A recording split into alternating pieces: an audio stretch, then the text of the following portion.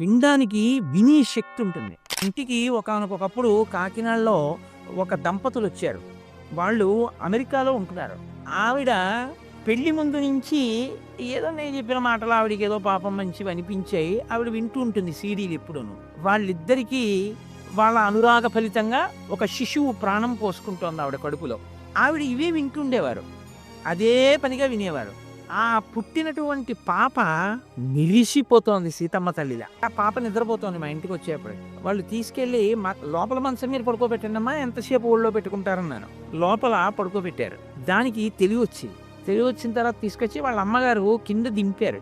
దింపితే నేను అంత దూరంలో కుర్చీలో కూర్చుని మాట్లాడుతున్నాను. వాళ్ళు కూర్చుని మాట్లాడుతున్నారు. ఆ పిల్ల గబ్బ గబ్బ గబ్బ గబ్బ గబ్బ గబ్బ పాక్కుంటూ వచ్చి నా 2 కాళ్ళు పట్టుకుని ఇలా తలెత్తి చూస్తాను. నేను దాన్ని ఎత్తుకుని తొడ మీద కూర్చోబెట్టుకున్నాను.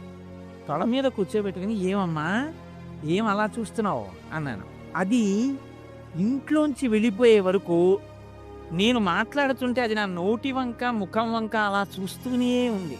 అంటే అది తల్లిగారి గర్భంలో ఉండగా నా మాటలు అదే పనిగా విని అది నిద్రపోతున్నది నా మాటలకు ఉలిక్కి పడలేచి నేను ఇన్ని నెలలుగా వింటున్న మాటలు ఈ శరీరంలోంచే వస్తున్నాయన్నమాట. అందుకని అది నా నోటిని నా ముఖాన్ని ఆశ్చర్యంగా అలా చూస్తూ కూర్చుంది ఒళ్ళో. కాబట్టి వింటాయి గర్భస్థ పిండాలు.